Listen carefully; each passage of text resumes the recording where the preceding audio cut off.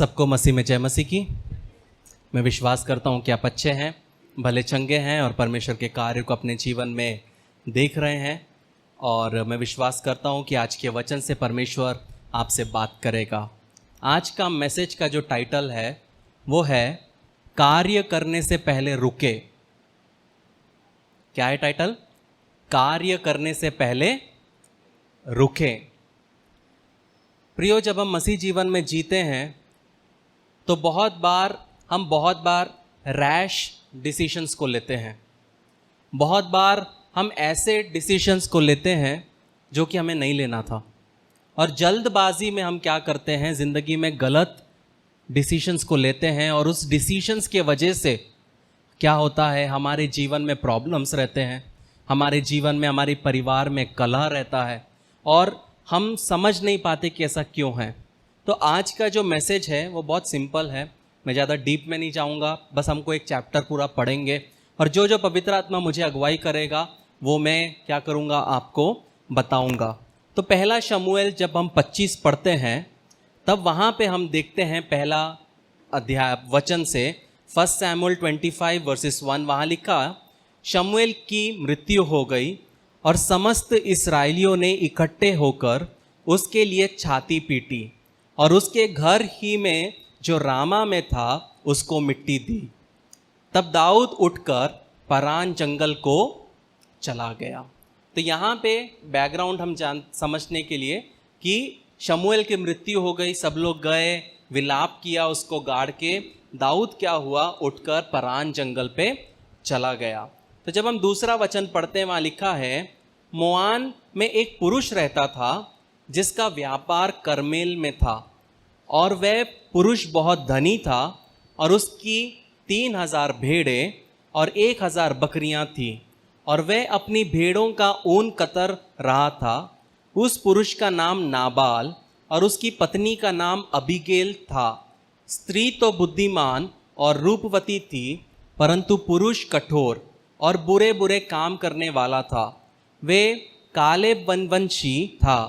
जब दाऊद ने जंगल में समाचार पाया कि नाबाल अपने भेड़ों का ऊन कतर रहा है, तब दाऊद ने उन 10 जवानों को वहां भेज दिया, और दाऊद ने उन जवानों से कहा, करमेल में नाबाल के पास जाकर मेरी ओर से उसको कुशल क्षेम पूछो, और उससे यो कहो, तू चिरंजीव रहे, तेरा कल्याण हो और तेरा घराना कल्याण से रहे, और जो कुछ तेरा है वो कल्याण से रहे। मैंने सुना है कि जो तू ऊन कतर रहा है, तेरे चरवाहे हम लोगों के पास रहें, और ना हमने उनकी कुछ हानि की और ना उनका कुछ खोया। अपने जवानों में से कुछ बात से ये बात पूछ ले, और वे तुझको बताएंगे। अतः इन जवानों पर तेरी अनुग्रह की दृष्टि हो। हम तो आनंद के समय में आए हैं, इसलिए जो कुछ तेरे हाथ में लगे वो अपने दासों और अपने बेटे दाऊद को दे। तो यहाँ पे हम देखते हैं प्रियो, जो दाऊद और उसके साथ के 600 सैनिक क्या कर रहे हैं, जंगलों में क्या कर रहे हैं, भाग रहे हैं, क्योंकि शाऊल जो है उसके पीछे में लगा है उसको मारने के लिए।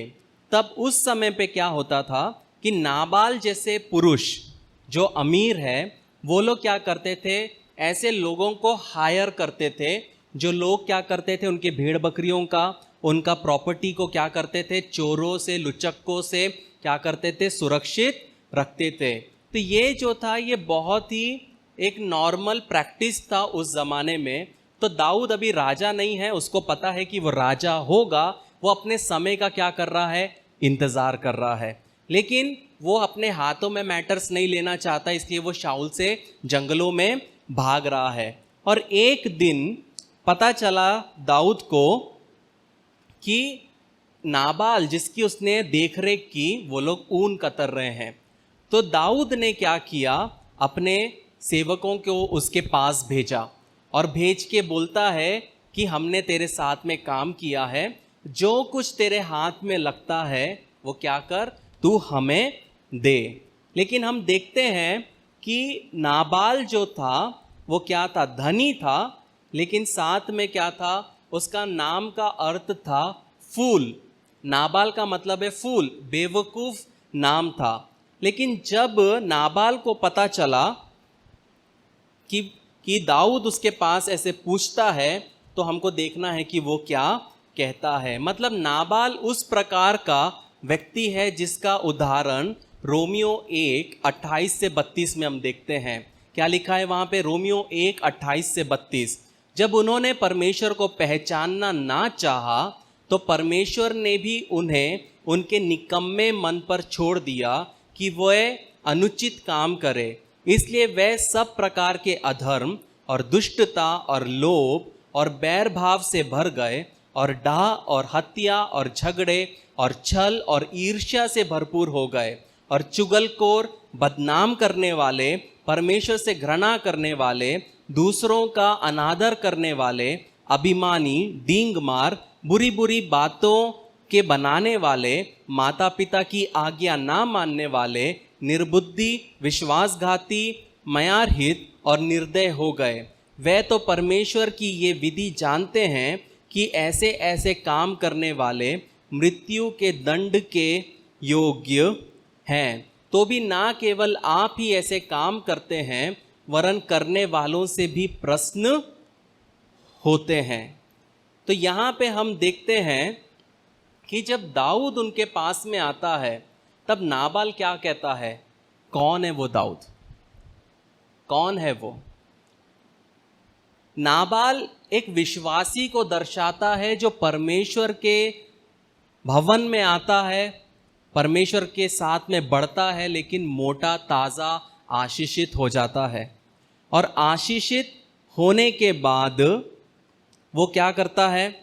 वो परमेश्वर को भूल जाता है, और उसको कोई फर्क नहीं पड़ता परमेश्वर कौन है, कि उसने मेरे लिए क्या किया। जब परमेश्वर को देने की बारी आई, तब शाऊल नाबाल ने क्या किया? जब दाऊद परमेश्वर को दर्शाता है, दाऊद ने बोला, याद रख, मैंने तेरी सहायता की।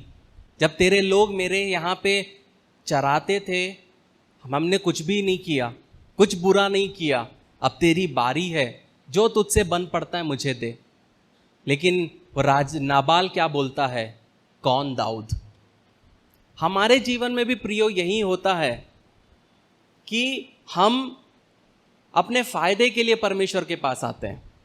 जब तक प्रॉब्लम है परमेश्वर चाहिए, लेकिन जब हमारा काम निकल जाता है, तब हम बोलते हैं कौन परमेश्वर, कौन यीशु मसीह, मेरा बिजनेस इंपॉर्टेंट है। जब तक घर में प्रॉब्लम है, टाइम पे चर्च आएंगे, प्रार्थना करेंगे, उपवास करेंगे। लेकिन जैसे ही परमेश्वर के साथ में चलते चलते परमेश्वर हमें आशीषों से लबारेज करता है, आशीषों से भरता है, धीरे धीरे हम नाबाल के जैसे हो जाते हैं। और हमको फ़र्क नहीं पड़ता कि नाबाल कौन है, हमको फ़र्क नहीं पड़ता कि परमेश्वर कौन है, हमको फ़र्क नहीं पड़ता बाइबल पढ़े कि नहीं पढ़े, हमको फ़र्क नहीं पड़ता हमने प्रार्थना किया कि नहीं किया। हम परमेश्वर के नाम पे बाइबल सिर्फ संडे को उठाते हैं चर्च जाने के लिए, और हम बीच में कभी ना बाइबल पढ़ते हैं ना प्रार्थना करते हैं।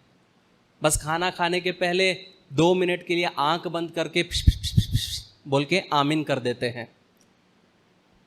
ये हमारा दिन का प्रार्थना है। हम में और नाबाल में कोई कमी नहीं है। लेकिन 10वें वचन में हम देखते हैं नाबाल क्या कहता है। पहला शमूएल 25 में नाबाल ने दाऊद के जनों को उत्तर देकर उनसे कहा, दाऊद कौन है? ईशे का पुत्र कौन है? आजकल बहुत से दास अपने अपने स्वामी के पास से भाग जाते हैं। क्या मैं अपनी रोटी पानी और जो पशु मैंने अपने कतरने वालों के लिए मारे हैं लेकर ऐसे लोगों को दे दूं जिनको मैं नहीं जानता कि कहाँ के हैं? तब दाऊद के जवानों ने लौटकर अपना मार्ग लिया, और वे लौटकर उसको ये बातें ज्यों की त्यों सुना दी। तब दाऊद ने अपने जनों को कहा, अपनी अपनी तलवारें बांध लो। तब उन्होंने अपनी तलवार बांध ली, और दाऊद ने भी अपनी तलवार बांध ली, और कोई 400 पुरुष दाऊद के पीछे चले और 200 सामान के पास रह गए। यहाँ पे दाऊद जब नाबाल को बोलता है तो वो बोलता है, कौन? दाऊद, ईशे का पुत्र। हम भी ऐसे बोलते हैं ना, कौन? यीशु, परमेश्वर का पुत्र। मैं नहीं जानता। जब कैंसर था तो चंगा किया, चर्च आए, लेकिन जब चंगे हो गए, कौन यीशु? परमेश्वर का पुत्र, इस्राएलियों का राजा, यहूदियों का राजा? मैं नहीं जानता। जब ऐसा व्यवहार नाबाल ने किया तो दाऊद, जो परमेश्वर को दर्शाता है, दाऊद क्या बोलता है? अपनी अपनी तलवारें बांध लो। वो गुस्सा हो जाता है और वो क्या, डेथ सेंटेंस नाबाल और उसके परिवार के ऊपर डालता है। वैसे ही जब हम पाप में जीते हैं, पाप में चलते हैं, तब परमेश्वर बोलता है बस हुआ, बस हुआ, ये व्यक्ति को अब जीने का हक नहीं है, ये मेरे नाम पे बदनामी बन रहा है, ये दूसरे की आशीष खा रहा है, दूसरे की जगह लेके जी रहा है, इससे अच्छा है कि इस पेड़ पे को मैं काट दूं क्योंकि ये फल नहीं देता, इससे बेटर है इस पेड़ के जगह मैं दूसरे पेड़ को लगाऊं, एटलीस्ट वो तो फल लाएगा। यहां पे हम देखते हैं नाबाल हम हैं प्रियो, हम विश्वासी, और दाऊद परमेश्वर का एक कैरेक्टर को दिखाता है। लेकिन जब हम 14वां वचन पढ़ते वहां लिखा है, परंतु एक सेवक ने नाबाल की पत्नी अबीगैल को बताया, दाऊद ने जंगल से हमारे स्वामी को आशीर्वाद देने के लिए दूत भेजे थे और उसने उन्हें ललकार दिया, परंतु वे मनुष्य हम में से बहुत अच्छा बर्ताव रखते थे और जब हम मैदान में रहते हुए उनके पास आया जाया करते थे, तब ना तो हमारी कुछ हानि हुई और ना हमारा कुछ खोया। जब तक हम उनके साथ भेड़ बकरियां चरा रहे, तब तक वे रात दिन हमारी आड़ बने रहे। इसलिए अब सोच विचार कर कि क्या करना चाहिए, क्योंकि उन्होंने हमारी स्वामी की और उसके समस्त घराने की हानि करना ठान लिया होगा। वह तो ऐसा दुष्ट है कि उससे कोई बोल भी नहीं सकता। ये कौन बोल रहा है? ये नाबाल का एक सेवक बोल रहा है। वो सेवक जिसने देखा है दाऊद ने किस तरह नाबाल के चरवाहों के साथ व्यवहार किया, और यहाँ पे वो सेवक नाबाल की पत्नी के पास आके बोलता है कि क्या बोलता है अपने बॉस के बारे में? वो तो ऐसा दुष्ट है, उससे कौन बोल सकता है। प्रियो, जो लोग हमारे साथ काम करते हैं वो आपके बारे में क्या बोलते हैं? जो लोग आपके साथ जॉब करते हैं, जो लोग आपके साथ रोजमर्रा की आप जब काम करने जाते हो, उठते हैं, बैठते हो, आपके बारे में क्या बोलते हैं? ये सेवक नाबाल के बारे में बोलता है कि ये तो ऐसा दुष्ट है, इससे हम बात भी नहीं कर सकते। क्या आपका दोस्त ऐसा बोलती होगी, ये तो नाम की मसीह है, हमसे भी बदतर है, ये तो नाम का मसीह है, बस यीशु यीशु करता है, दिखावटी है, गलत काम करने बोलो सबसे पहले यही रहेगा, प्रभु के नाम पे धब्बा। आपके बारे में लोग क्या बोलते हैं प्रियो? ये आपको सोचने की जरूरत है। लेकिन पहली चीज यहां पे हम अबीगैल से सीख सकते हैं कि वो अप्रोचेबल थी। वो सेवक नाबाल के पास नहीं जा सकता था। क्यों नहीं जा सकता था? क्योंकि वो दुष्ट था, उसको कोई फर्क नहीं पड़ता, उसके अंदर एटीट्यूड था, मुझे सब पता है, तो उससे कोई बात नहीं कर सकता। कोई भी टॉपिक पे बात करेंगे वो बोलता हाँ मुझे मालूम है, मत बता। तो यहां पे अबीगैल क्या है? अप्रोचेबल है, पहुंचने योग्य है, उसके पास मिलनसार का आदत है। तो बहुत इंपॉर्टेंट है प्रियो, जब हम मसीह जीवन में हैं हमको अप्रोचेबल होना चाहिए। जब लोगों को हमारी जरूरत है तो वो बिना झिझके हमसे बात करने पाए। वैसा व्यक्ति हमें बनना है, वैसा दोस्त हमें बनना है, ताकि हम क्या कर सके, हम एक अप्रोचेबल व्यक्ति बन सके। और हमें दूसरा जो हम यहाँ पे सीखते हैं अबीगैल से, कि हमें एक ऐसा व्यक्ति बनना है जो तुरंत कार्रवाई करे, मतलब टाम मटोल ना करे। जब हम 18वां वचन पढ़ते हैं 18 से 22 तक, वहाँ लिखा है, तब अबीगैल ने फुर्ती से 200 रोटी और 2 कुप्पी दाख मधु और 5 भेड़ों का मांस और 5 सा भुना हुआ अनाज और 100 गुच्छे किशमिश और अंजीर की 200 टिक्कियां लेकर गधों पर लदवाई।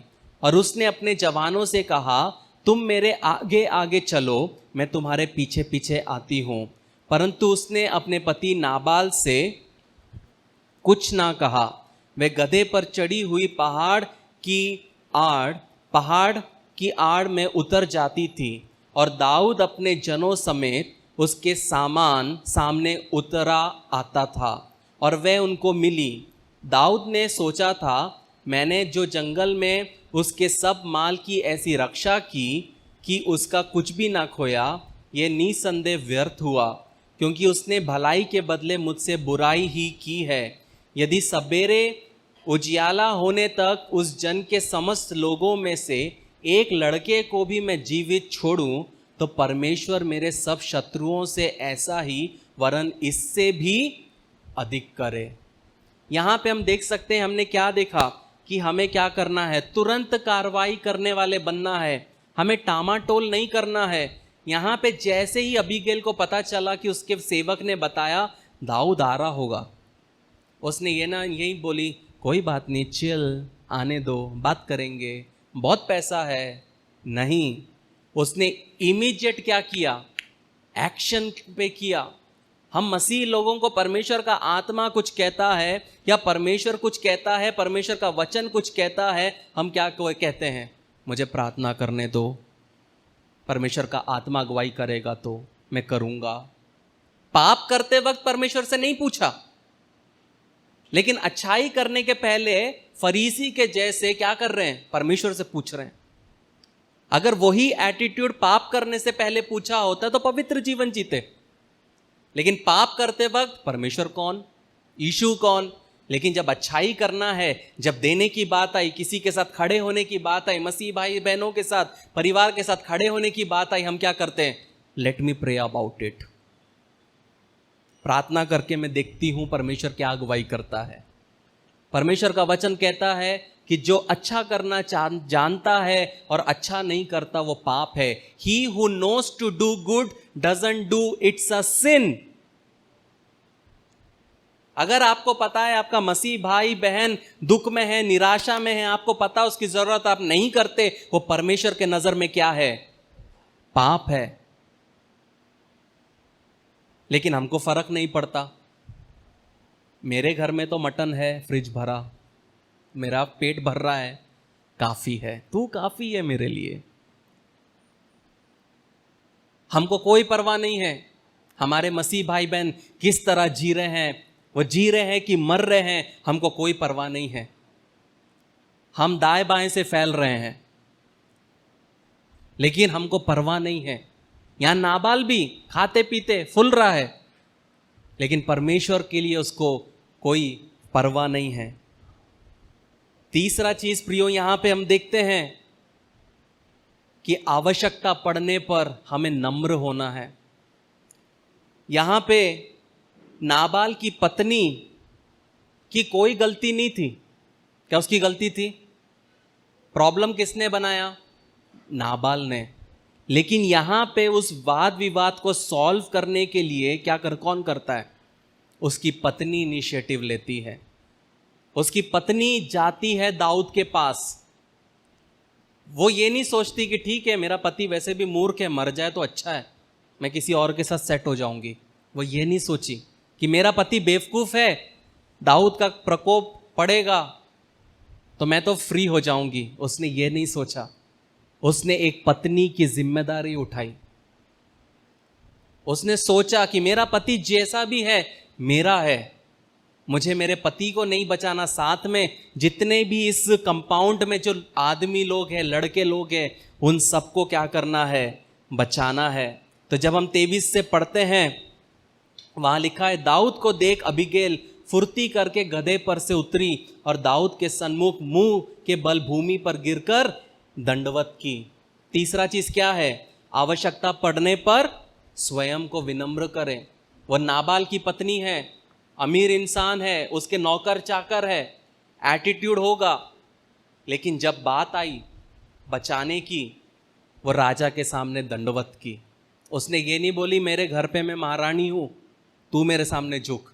तो अभी राजा बना नहीं है, जब बनेगा तब झुकूंगी। लेकिन उसने विनम्रता दिखाई और उसके सामने क्या की? दंडवत की।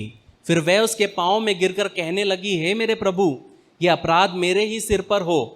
तेरी दासी तुझसे कुछ कहना चाहती है और तू अपनी दासी की बातों को सुन ले। अबीगैल ने क्या किया? कुछ किया नहीं किया, लेकिन वो एक पत्नी होने के नाते क्या कहती है? ये अपराध मेरे ही सिर पे हो। किसको दर्शाता है? यीशु मसीह को। यहां पे अबीगैल यीशु मसीह को दर्शाता है। हमारे पाप उठाता कौन है? यीशु मसीह उठाता है। और ये कहती है कि ये पूरा अपराध मेरे सिर पे हो, मेरे पति ने जो किया अपराध मेरे सिर पे हो। क्रूस पे हमारे लिए पाप किसने उठाया प्रियो? यीशु मसीह ने। और वहां लिखा है, मेरा प्रभु उस दुष्ट नाबाल पर चितना लगाए, क्योंकि जैसा उसका नाम है वैसा ही वो आप है। उसका नाम तो नाबाल है और सचमुच उसमें मूढ़ता पाई जाती है। परंतु मुझ तेरी दासी ने अपने प्रभु के जवानों को जिन्हें तूने भेजा था ना देखा था। और अब हे मेरे प्रभु यहोवा के जीवन की शपथ और तेरे जीवन की शपथ कि यहोवा ने तुझे खून से और अपने हाथ के द्वारा अपना बदला लेने से रोक रखा है, इसलिए अब तेरे शत्रु और मेरे प्रभु की हानि के चाहने वाले नाबाल ही के समान ठहरे। और अब ये भेंट जो तेरी दासी अपने प्रभु के पास लाई है उन जवानों को दी जाए जो मेरे प्रभु के साथ चलते हैं। अपनी दासी का अपराध क्षमा कर, क्योंकि यहोवा निश्चय मेरे प्रभु का घर बसाएगा और स्थिर करेगा, इसलिए कि मेरा प्रभु यहोवा की ओर से लड़ता है और जन भर तुझ में कोई बुराई नहीं पाई जाएगी। और यद्यपि एक मनुष्य तेरा पीछा करने और तेरे प्राण का ग्राहक होने को उठा है, तो भी मेरे प्रभु का प्राण तेरे परमेश्वर यहोवा की जीवन रूपी गठरी में बंधा रहेगा। और तेरे शत्रु के प्राणों को वे मानो गोफन में रखकर फेंक देगा। इसलिए जब यहोवा मेरे प्रभु के लिए ये समस्त भलाई करेगा जो उसने तेरे विषय में कही है, और तुझे इस्राएल का प्रधान करके ठहराएगा, तब तुझे इस कारण पछताना ना होगा या मेरे प्रभु का हृदय पीड़ित ना होगा कि तूने अकारण खून किया और मेरे प्रभु ने ये अपना बदला आप लिया। फिर जब यहोवा मेरे प्रभु से भलाई करे तो अपनी दासी को स्मरण करना। यहाँ पे हम देखते हैं अबीगैल क्या कर रही है? दो चीज़। पहला, अपने पति के तरफ से पश्चाताप कर रही है, गलती मान रही है, उसके तरफ से अपना केस लड़ रही है। जब परमेश्वर बोलता है कि अब ये व्यक्ति जीने के लायक नहीं है, खत्म, परमेश्वर यीशु मसीह वहां पे दाहिने हाथ में एज एन एडवोकेट क्या करता है? आपके और मेरे लिए मध्यस्थता करता है। बोलता है परमेश्वर को एक और मौका, प्लीज नहीं करता, परमेश्वर के सामने हक से बोलता है नहीं, एक मौका देना पड़ेगा, मेरा खून बहा है। ये यीशु मसीह आपके और मेरे लिए करता है। इसलिए आप पाप भी करते हो तो भी आप जिंदा यहां बैठे हो, क्योंकि वो आपके लिए मध्यस्थता कर रहा है। आपके लिए कोई प्रार्थना करे या ना करे, यीशु मसीह आपके लिए प्रार्थना कर रहा है प्रियो। इसलिए आज आप और मैं यहाँ पे जीवित हैं, यहाँ पे हम बैठे हैं। यहाँ पे पूरे परिवार को, नाबाल के परिवार को मरना था। वो चाहती तो बोल सकती थी कि नाबाल से निपट ले, बहुत सैली में, ये मूर्खता देख देख के मैं परेशान हो गई। लेकिन उसने वैसा नहीं किया प्रियो, लेकिन उसने क्या किया? विनम्र किया। और यहीं पे चौथा चीज़ उसने किया, वो था कि उसके पास ज्ञान था। उसने दाऊद को, जब हम 27वां वचन पढ़ते हैं वहाँ पे लिखा है, वो बोलती है 28वां वचन कि अपने दासी का अपराध क्षमा कर, क्योंकि यहोवा निश्चय तेरा मेरे प्रभु का घर बसाएगा और स्थिर करेगा, इसलिए कि मेरा प्रभु यहोवा की ओर से लड़ता है और जन भर तुझ में कोई बुराई नहीं पाई जाती। उसको पता है दाऊद कौन है। उसके पति को नहीं पता था दाऊद कौन था। इतना खुश था वो, इतना पी पी के टुन्न, खा पी के फैल गया, भूल गया परमेश्वर को, भूल गया दाऊद को। लेकिन ये अबीगैल जानती थी परमेश्वर कौन है। अबीगैल जानती थी दाऊद को, और दाऊद को बोलती है मैं जानती हूं तेरा घर बसेगा, मैं जानती हूं तू एक दिन राजा बनेगा। और लास्ट में वो क्या बोलती है? लास्ट वचन में क्या बोलती है वो, 31वें वचन में, जब यहोवा मेरे प्रभु से भलाई करे तब क्या वो करे, स्मरण करे। ऐसा किसने बोला था मुझे स्मरण रखना? जोसेफ ने। जब जोसेफ ने वो दाखरस देने वाले का और ब्रेड देने वाले का स्वप्न बताया, दोनों को बोला जब तू राजा के पास जाएगा मुझे स्मरण करना, वो भूल गए। लेकिन यहां पे फिर से अबीगेल बोलती है दाऊद को, मुझे स्मरण करना। यहां पे जब हम प्रियो 31वां 30 पढ़ते हैं, वहां पे हम देखते हैं उसके पास नॉलेज है। जब हम मसीह जीवन में हैं प्रियो, क्या नॉलेज है हमारे पास? आपको 10 वचन आने से आपके पास ज्ञान नहीं होता प्रियो। भजन संहिता 1:1, भजन संहिता 23:1, भजन संहिता 90-91 का 1, जॉन 3:16, फिलिपियों 4:14, 4:10, प्रकाशित वाक्य 3:20, 25-30 वचन आने से कोई भी ज्ञान नहीं मिलता प्रियो। मैं आपके सामने एक लाइव टेस्ट ले सकता हूं, किसी को कुछ नहीं बोलना है। कितने लोगों को जॉन 3:16 आता है? बहुतों को आता है। कितनों को जॉन 3:15 आता है? कितनों को जॉन 3:17 आता है? जिसको जॉन 3:15 नहीं आता, उसको 17 नहीं आता, वो 16 नहीं समझ सकता। कहने का मतलब है हमको कुछ वचन इक्के दुक्के आने से हमको लगता मैं तो फर्स्ट फ्लाइट, सब लोग तो एयर इंडिया में आएंगे, मैं तो स्पाइस जेट के नहीं रॉकेट में जाऊंगा ऊपर। बैठे हैं सब लोग 4 वचन सीख के कि मैं प्रभु के उधर बैठूंगा। यहां पे उसको क्या था, अबीगेल को पता, ज्ञान था दाऊद ने क्या किया। इसीलिए वो बोलती है मुझे ग्रहण करना, स्मरण करना। तब 32वां वचन से देखिए क्या लिखा है। दाऊद ने अबीगेल से कहा, इस्राएल का परमेश्वर यहोवा धन्य है जिसने आज के दिन मुझसे भेंट करने के लिए तुझे भेजा है, और तेरा विवेक धन्य है और तू आप भी धन्य है कि तूने मुझे आज के दिन खून करने और अपना बदला आप लेने से रोक लिया है। क्योंकि सचमुच इस्राएल का परमेश्वर यहोवा जिसने मुझे तेरी हानि करने से रोका है, उसके जीवन की शपथ, यदि तू फुर्ती करके मुझसे भेंट करने को ना आती तो निसंदेह सवेरे उजियाला होने तक नाबाल का कोई लड़का भी ना बचता। तब दाऊद ने उसे ग्रहण किया जो वह उसके लिए लाई थी। फिर उसने उससे कहा, अपने घर कुशल से जा, सुन मैंने तेरी बात मानी है और तेरी विनती ग्रहण कर ली है। प्रियो, यहाँ पे उसके पास ज्ञान था, उस वजह से क्या हुआ प्रियो, वो अपने परिवार को बचा सकी, दाऊद से बात कर सकी। अगर आपको वचन नहीं पता तो आप क्या बात करोगे परमेश्वर से? अगर आपको वचन नहीं पता तो आप किस प्रकार प्रार्थना कर पाओगे परमेश्वर से? अगर परमेश्वर के वायदे नहीं पता तो वायदों को कैसे कबूल करोगे आप? सिर्फ चर्च आने से सब कुछ नहीं होता प्रियो। मसीह जीवन में बढ़ना है, आत्मिकता में बढ़ना है, दान वरदानों में बढ़ना है। नहीं तो 40 साल के बाद भी आप मुड़ के देखोगे, आपको पूछेंगे कि फिलिपियों के बाद कौन सी पुस्तक आती है, आप बोलेंगे प्रकाशित वाक्य। वो नहीं होना चाहिए। अपने बच्चों के सामने एक मिसाल बनना है, और मिसाल बनने के लिए प्रियो आपको 14 साल का नहीं होना है, आप 50 साल में भी मिसाल बन सकते हो। आप अपने जीवन में बदलाव 60 साल में भी ला सकते हो। ये मत सोचो मैं तो 60 का हो गया अब सीख के क्या मतलब, अभी तो शुरुआत है प्रियो। मूसा की सेवा 80 में शुरू हुई। कोई है 80 वाला यहां? एक जन। 80 में शुरू हुई मूसा की शुरुआत।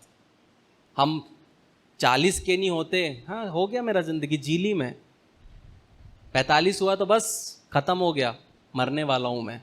नहीं प्रियो, जीना है, परमेश्वर के लिए हमें जीना है। और आखिरी चीज जो हम देखते हैं, अबीगेल सही समय पे बात करने वाली।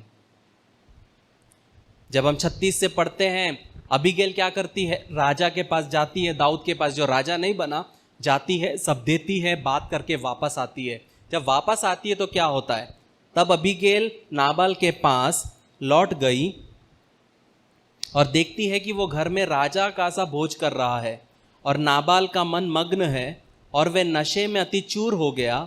इसलिए उसने भोर के उजियाले होने से पहले उसने कुछ भी ना कहा।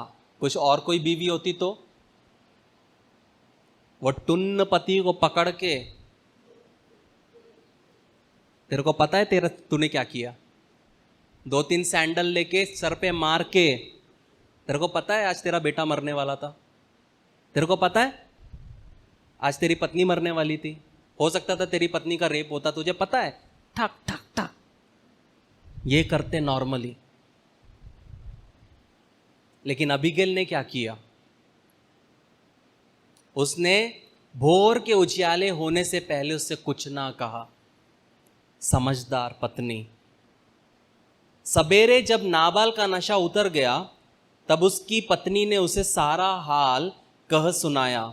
तब उसने मन का हियाव जाता रहा और वह पत्थर का सा सुन्न हो गया। और 10 दिन के पश्चात यहोवा ने नाबाल को ऐसा मारा कि वो मर गया। उसने अपना समय दिया, सुबह उसने नाबाल को बताया, और जैसे ही नाबाल ने सुना कि दाऊद आने वाला था मारने के लिए, वो क्या हुआ, वो सुन्न हो गया, उसको हार्ट अटैक आया, वो पैरालाइज्ड हो गया। लेकिन परमेश्वर ने उसको तब नहीं मारा, 10 दिन बिस्तर पे तड़पता रहा मरने के लिए। परमेश्वर ने उसको फिर भी मौका दिया, पश्चाताप कर ले। लेकिन जब वो नहीं सुधरा, फिर क्या लिखा है, ये बहुत रेयर जगह है जहां पे ऐसा वचन लिखा है, परमेश्वर ने उसको क्या किया, मारा, और ऐसा मारा कि वो मर गया। प्रियो, वचन कहता है परमेश्वर का आत्मा हमेशा आपके साथ और मेरे साथ वाद विवाद नहीं करेगा। और जो हमने पहले वचन पढ़ा कि जब आप पाप को ही पसंद करोगे तो वो आपको आपकी लालसाओं में दे देगा। तेरे को दारू ही पसंद है ना, ले पियक्कड़ बन। तेरे को व्यभिचारी करना है ना, ले व्यभिचारी बन। छोड़ देगा आपको। इसलिए जब समय है सुधरो, जब समय है बदलो, वरना एक दिन परमेश्वर आपकी ही गंदी लालसाओं पे, सोच पे, विचार पे परमेश्वर क्या करेगा, आपको दे देगा। प्रियो, यहां पे सवाल ये उठता है, प्रियो, आप कौन हैं, मैं कौन हूं? क्या हम भी वो नाबाल है जो परमेश्वर की आशीषों को खाते जा रहे, और हम बोल रहे हमारे व्यवहार से, चाल चलन से, रहन सहन से यही दिखता है कि ये परमेश्वर को जानता ही नहीं, परमेश्वर को जानती ही नहीं। लेकिन आज वो समय है प्रियो कि हम परमेश्वर के साथ सही हो सकते हैं, ताकि परमेश्वर ने जिस तरह नाबाल को मारा वो हमको ना मारे। अगर आज हम जीवित हैं, क्योंकि नाबाल की पत्नी के जैसे यीशु मसीह आपके और मेरे लिए क्या कर रहा है, स्वर्ग में मध्यस्थता कर रहा है कि एक और मौका पिता, एक और मौका, मत मारो, एक और मौका। इसलिए आज आप और मैं इस दुनिया में प्रियो जीवित हैं। जब हम मत्ती 6 उसका 19 से 20 पढ़ते हैं, वहाँ पे लिखा है, प्रियो, अपने लिए पृथ्वी पर धन इकट्ठा ना करो जहाँ कीड़ा और कोई बिगाड़ते हैं और जहाँ चोर सेंध लगाते और चुराते हैं, परंतु अपने लिए स्वर्ग में धन इकट्ठा करो जहाँ ना तो कीड़ा और ना कोई बिगाड़ते हैं और जहाँ चोर ना सेंध लगाते ना चुराते, क्योंकि जहाँ तेरा धन है वहाँ तेरा मन भी लगा रहेगा। प्रियो, पैसा होना गलत बात नहीं है, लेकिन सिर्फ पैसे के लिए जीना, सुबह दोपहर शाम उसी के बारे में सोचना, वो गलत है। आखिर में जब हम याकूब 5:1-6 पढ़ते हैं, वहाँ पे देखिए परमेश्वर का वचन धनवानों को चेतावनी देता है। क्या लिखा है? हे धनवानों, सुन तो लो, सुन तो लो, तुम अपने आने वाले क्लेशों पर चिल्ला चिल्ला कर रो। तुम्हारा धन बिगड़ गया है और तुम्हारे वस्त्र को कीड़े खा गए हैं। तुम्हारे सोने चांदी में काई लग गई है और वे काई तुम पर गवाही देगी और आग के समान तुम्हारा मांस खा जाएगी। तुमने अंतिम युग में धन बटोरा है। देखो, जिन मजदूरों ने तुम्हारे खेत काटे, उनकी वो मजदूरी जो तुमने धोखा देकर रख ली है चिल्ला रही है। और लवने वालों की दुहाई सेनाओं के प्रभु के कान तक पहुंच गई है। तुम पृथ्वी पर भोग विलास में लगे रहे और बड़ा सा सुख भोगा। तुमने इस वध के दिन के लिए अपने हृदय का पालन पोषण करके उसको मोटा ताजा किया है। तुमने धर्मी को दोषी ठहराकर मार डाला और वह तुम्हारा सामना नहीं करता। क्या लिखा है प्रियो? वस्त्र में कीड़े खा गए, सोने चांदी में काई लग गई, और वो काई एक दिन आपके खिलाफ क्या देगी? गवाही देगी।